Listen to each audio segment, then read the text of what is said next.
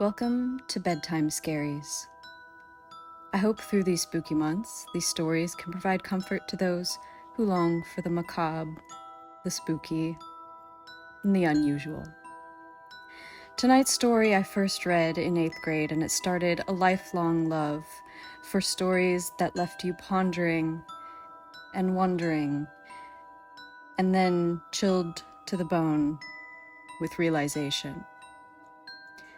Tonight's story is The Veldt by Ray Bradbury. George, I wish you would look at the nursery. What's wrong with it? I don't know. Well, then, I just want you to look at it is all, or call a psychiatrist to look in at it. What would a psychologist want in a nursery? You know very well what he'd want. His wife was standing in the middle of the kitchen, watching the stove, busy humming to itself, making supper for 4. It's just that it's different now than it was. All right, let's have a look. They walked down the hall of their happy life home, which had cost them $30,000 with everything included. This house which clothed and fed and rocked them to sleep and played and sang and was good to them. Their approach was sensed by a hidden switch, and the nursery light turned on when they came within 10 feet of it. Similarly, behind them, in the halls, the lights went on and off automatically as they left them behind. Well, said George Hadley. They stood in the grass-like floor of the nursery. It was 40 feet across by 40 feet long and 30 feet high. It had cost half again as much as the rest of the house. But nothing's too good for our children, George had said. The room was silent and empty. The walls were white and two-dimensional. Now, as George and Lydia Hadley stood in the center of the room, the walls made a quiet noise and seemed to fall away into the distance. Soon, an African Veldt appeared, in 3 dimensions, on all sides, in color. It looked real to the smallest stone and the bit of yellow summer grass. The ceiling above them became a deep sky with a hot yellow sun. George Hadley started to sweat from the heat. Let's get out of the sun, he said. This is a little too real, but I don't see anything wrong. Wait a moment, you'll see, said his wife. Now hidden machines were beginning to blow a wind containing prepared smells toward the 2 people in the middle of the baked veldt. The hot straw smell of lion grass, the cool green smell of the hidden water hole, the strong, dried blood smell of the animals, the smell of dust like red pepper in the hot air. And now the sounds, the thump of distant antelope feet on soft grassy ground, the papery rustle of vultures. A shadow passed through the sky. George Hadley looked up, and as he watched the shadow move across his sweating face, "Horrible creatures," he heard his wife say. The vultures. You see, there are lions far over that way. Now they're on their way to the waterhole. They've just been eating, said Lydia. I don't know what. Some animal. George Hadley put his hand above his eyes to block off the burning light and looked carefully. A zebra or baby giraffe, maybe. Are you sure? His wife sounded strangely nervous. No, it's too late to be sure, he said with a laugh. Nothing over there I could see but cleaned bone, and the vultures dropping for what's left. Did you hear that scream? She asked. No. About a minute ago. Sorry, no. The lions were coming. And again George Hadley was filled with respect for the brilliant mind that had come up with the idea for this room. A wonder of efficiency, selling for an unbelievably low price. Every home should have one. Oh, occasionally they frightened you with their realism, they made you jump, gave you a scare, but most of the time they were fun for everyone. Not only your own son and daughter, but for yourself when you felt like a quick trip to a foreign land, a quick change of scenery. Well, here it was. And here were the lions, now 15 feet away.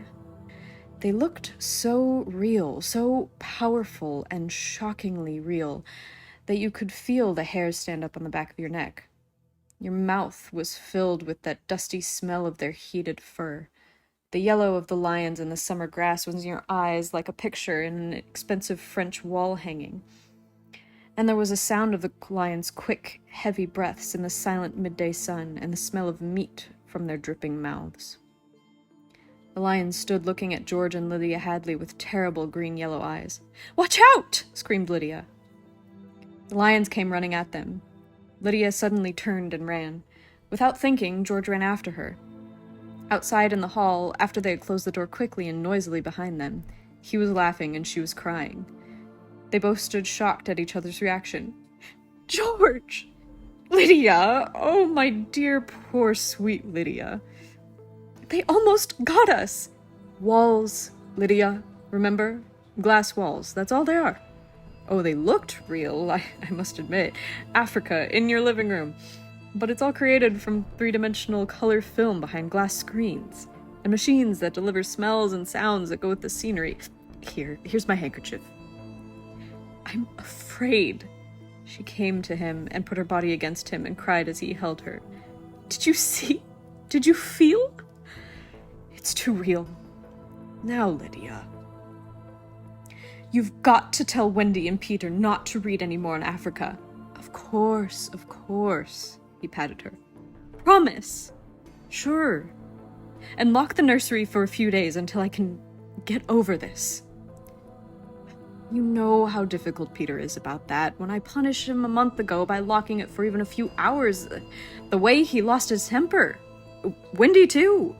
They live for the nursery. It's got to be locked. That's all there is to it." "All right." Although he wasn't happy about it, he locked the huge door. "You've been working too hard. You need a rest." I don't know, she said, blowing her nose, sitting down in a chair that immediately began to rock and comfort her. "Maybe I don't have enough to do. Maybe I have time to think too much. Why don't we shut the whole house off for a few days and take a vacation?" "You mean you want to fry eggs for me?" "Yes," she nodded. "And mend my socks?" "Yes!" She nodded again excitedly, tears in her eyes. "And clean the house?" Yes, oh yes." "But I thought that's why we bought this house, so we wouldn't have to do anything." "That's just it. I feel like I don't belong here.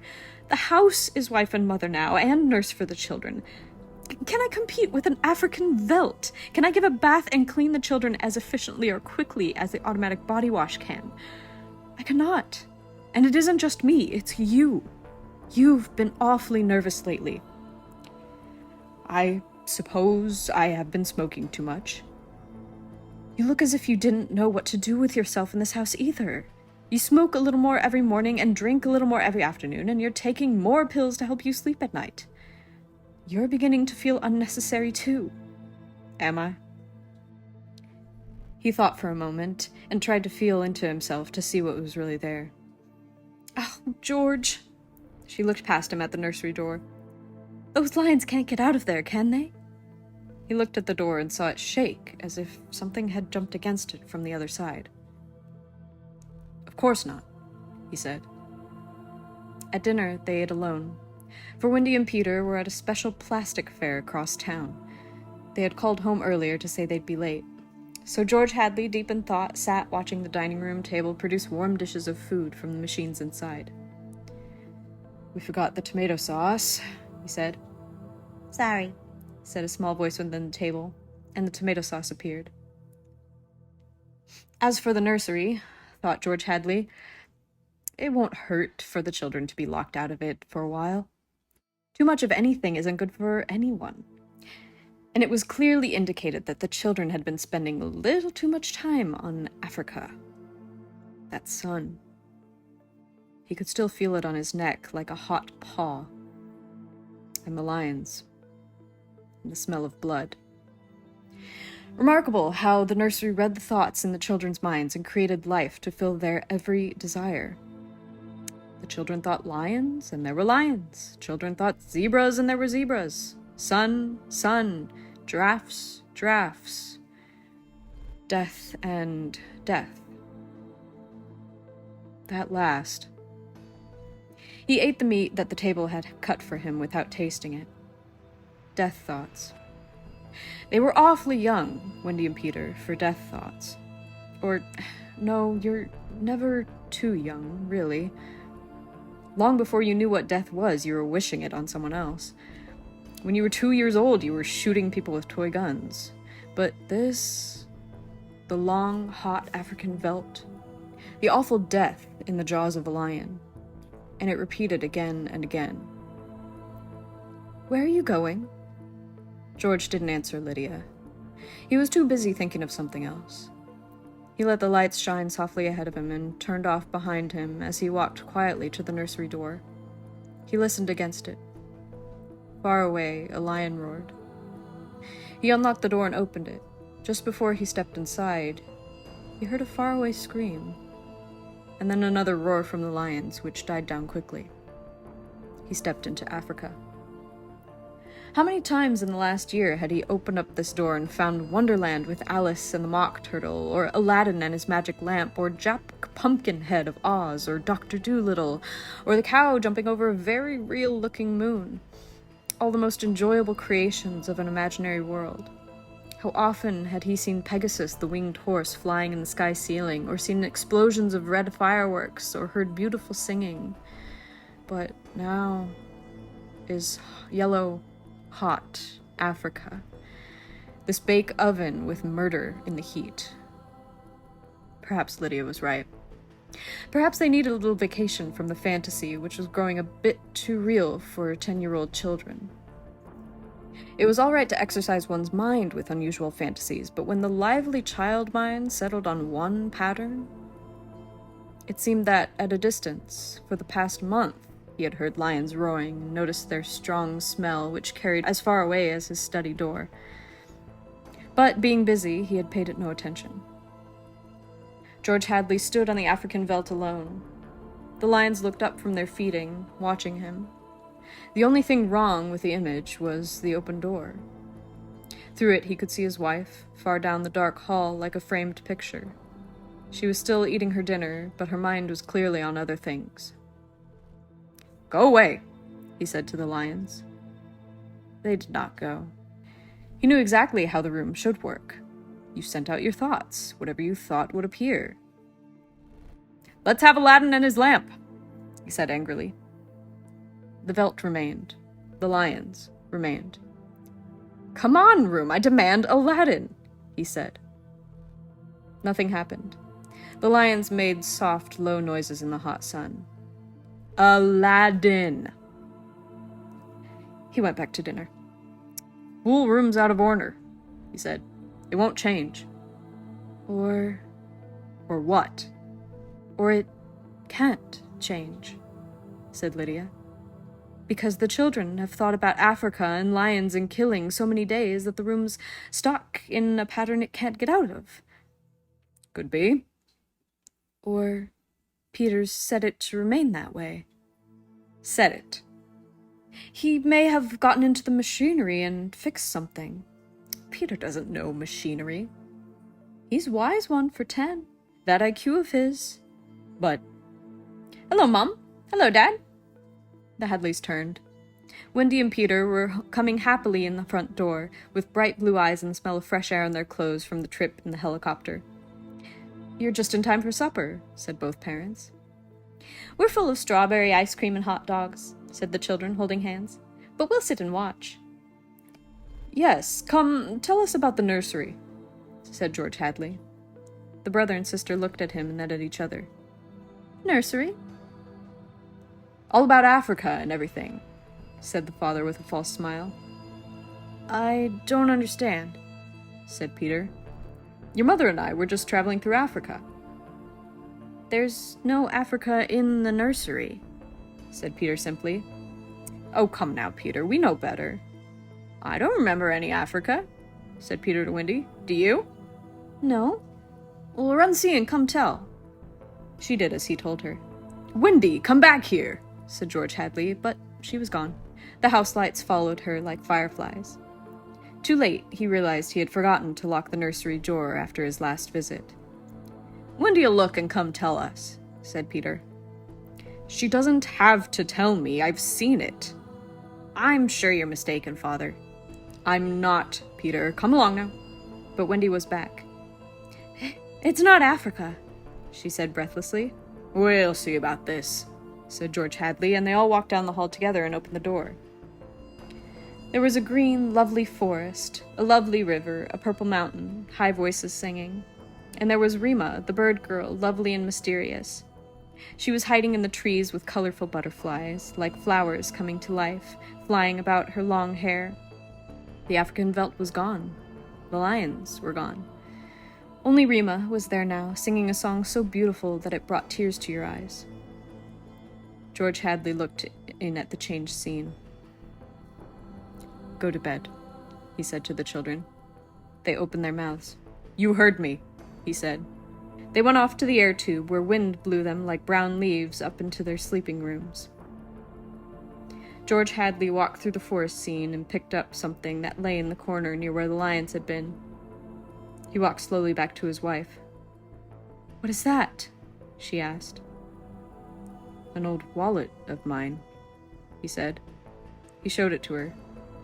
The smell of hot grass was on it, and the smell of a lion. It was wet from being in the lion's mouth. There were tooth marks on it, and there was dried blood on both sides. He closed the door and locked it tight. They went up to bed and couldn't sleep. Do you think Wendy changed it? She said at last, in the dark room. Of course. Made it from a veldt into a forest and put Rima there instead of lions. Yes. Why? I don't know, but it's staying locked until I find out. How did your wallet get there? I don't know anything, he said, except that I'm beginning to be sorry we bought the room for the children. If children are suffering from any kind of emotional problem, a room like that, it's supposed to help them work off their emotional problems in a healthy way. I'm starting to wonder. His eyes were wide open, looking up at the ceiling. We've given the children everything they've ever wanted. Is this our reward? Secrecy? Not doing what we tell them? Who was it that said, children are carpets, they should be stepped on occasionally? We've never lifted a hand. They're unbearable, let's admit it. They come and go when they like. They treat us as if we were the children in the family. They're spoiled and we're spoiled. They've been acting funny ever since you wouldn't let them go to New York a few months ago. They're not old enough to do that alone, I explained. I know, but I've noticed they've been decidedly cool towards us since. I think I'll have David McLean come tomorrow morning and have a look at Africa. But it's not Africa now, it's South America and Rima. I have a feeling it'll be Africa again before then. A moment later, they heard the screams. 2 screams. 2 people screaming from downstairs, and then the roar of lions. Wendy and Peter aren't in their rooms, said his wife. He lay in his bed with his beating heart. No, he said. They've broken into the nursery. Those screams, they sound familiar. Do they? Yes, awfully. And although their beds tried very hard, the 2 adults couldn't be rocked to sleep for another hour. The smell of cats was in the night air. Father, asked Peter the next morning. Yes? Peter looked at his shoes. He never looked at his father anymore, nor at his mother. You aren't going to lock up the nursery for good, are you? That all depends. On what? Said Peter sharply. On you and your sister. If you break up this Africa with a little variety, Sweden perhaps, or Denmark, or China. I thought we were free to play as we wished. You are, within reasonable limits. What's wrong with Africa, Father? Oh, so now you admit you've been thinking up Africa, do you? I wouldn't want the nursery locked up, said Peter coldly. Ever. Matter of fact, we're thinking of turning the whole house off for about a month. Live a sort of happy family existence. That sounds terrible. Would I have to tie my own shoes instead of letting a machine do it? And brush my own teeth and comb my hair and give myself a bath? It would be fun for a change, don't you think? No, it would be horrible. I didn't like it when you took out the picture painter last month. That's because I wanted you to learn to paint all by yourself, son. I don't want to do anything but look and listen and smell. What else is there to do? Alright, go play in Africa. Will you shut off the house sometime soon? We're considering it. I don't think you'd better consider it anymore, Father. I won't have threats from my son. Very well. And Peter walked off to the nursery. Am I on time? Said David McLean. Breakfast? Said George Hadley. Thanks, had some. What's the trouble? David, you're a psychologist. I should hope so. Well then, have a look at our nursery. You saw it a year ago when you dropped by. Did you notice anything unusual about it then? Can't say I did. The usual violences, a tendency towards slight paranoia here and there, but this is usual in children because they feel their parents are always doing things to make them suffer in one way or another. But, really nothing. They walked down the hall. I locked it up, explained the father, and the children broke back into it during the night. I let them stay so they could form the patterns for you to see. There was a terrible screaming from the nursery. There it is, said George Hadley. See what you make of it. They walked in on the children without knocking. The screams stopped. The lions were feeding. Run outside a moment, children, said George Hadley. No, don't change the mental picture. Leave the walls as they are. Get. With the children gone, the two men stood studying the lions sitting together in the distance, eating with great enjoyment whatever it was they had caught. I wish I knew what it was, said George Hadley. Sometimes I can almost see. Do you think if I brought high-powered binoculars here and... David McLean laughed dryly. Hardly. He turned to study all four walls. How long has this been going on? A little over a month. It certainly doesn't feel good. I want facts, not feelings. My dear George, a psychologist never saw a fact in his life. He only hears about feelings. Things that aren't always clearly expressed. This doesn't feel good, I tell you. Trust me. I have a nose for something bad. This is very bad. My advice for you is to have the whole damn room torn down and your children brought to me every day during the next year for treatment. Is that bad? I'm afraid so. One of the original uses for these rooms was so we could study the patterns left on the walls by the children's mind. We could study them whenever we wanted to and help the child. In this case, however, the room has become a means of creating destructive thoughts instead of helping to make them go away. Didn't you sense this before? I sensed only that you had spoiled your children more than most. And now you're letting them down in some way. What way? I wouldn't let them go to New York. What else? I've taken a few machines from the house and threatened them a month ago with closing up the nursery unless they did their homework. I did close it for a few days to show I meant business. Aha! Does that mean anything? Everything! Where before they had Santa Claus, now they have Scrooge. Children prefer Santa. You've let this room and this house replace you and your wife in your children's feelings. This room is their mother and father, far more important in their lives than their real parents. And now you come along and want to shut it off. No wonder there's hatred there. You can feel it coming out of the sky. Feel that sun. George, you'll have to change your life.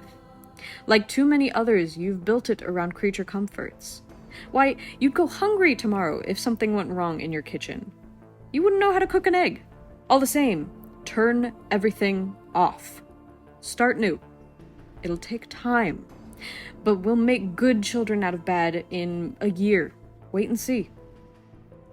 But won't the shock be too much for the children, shutting the room up without notice, for good? I don't want them going any deeper into this, that's all. The lions were finished with their bloody meat. They were standing on the edge of the clearing, watching the two men. Now I'm feeling worried, said McLean. Let's get out of here.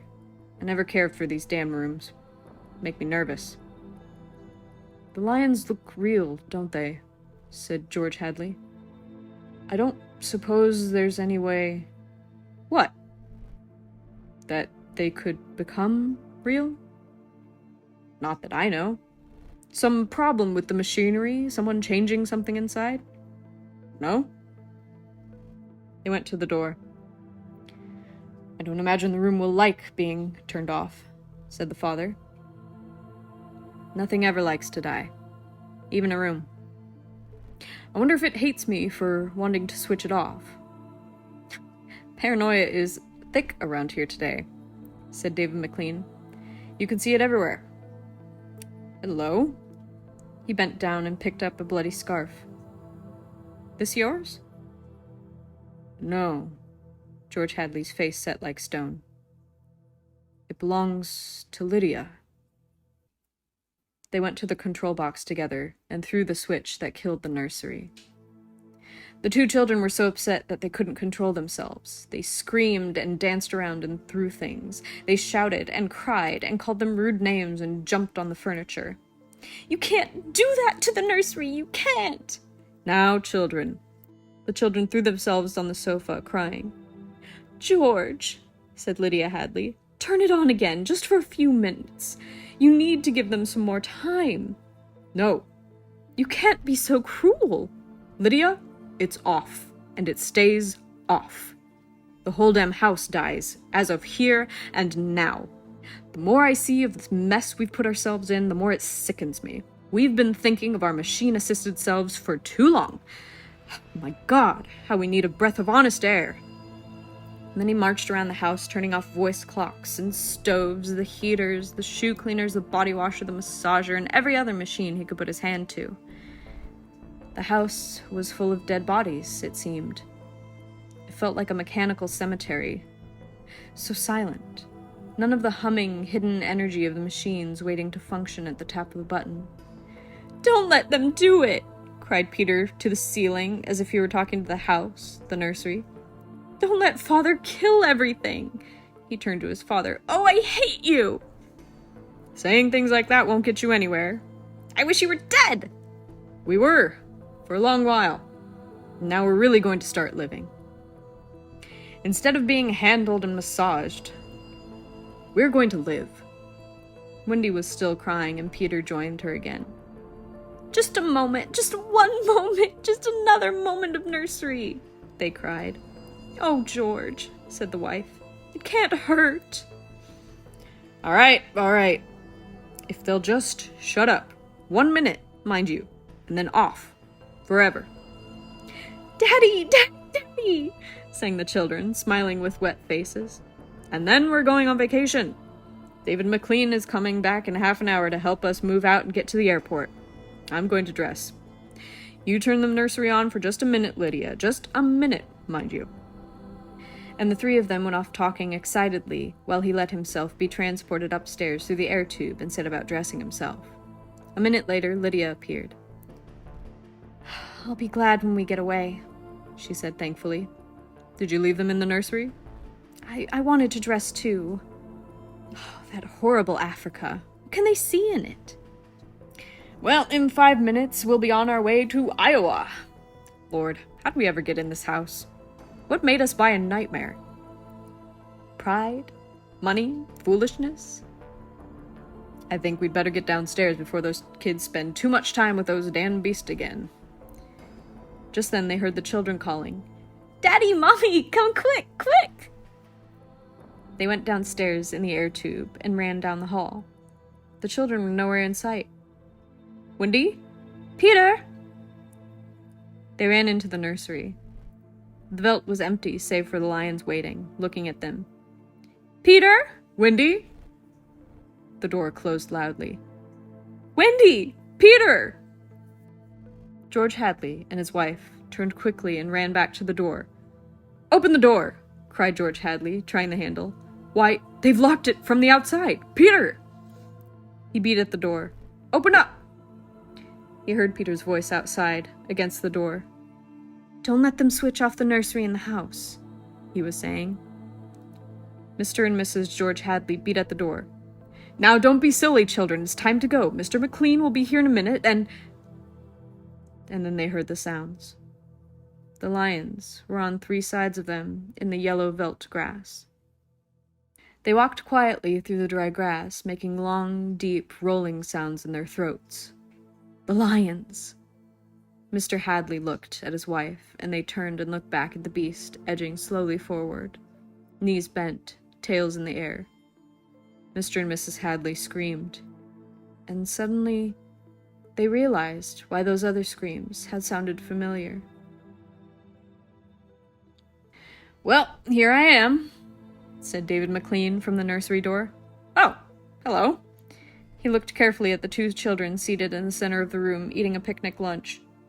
On the far right of them, he could see the water hole in the yellow veldt. Above was the hot sun. He began to sweat.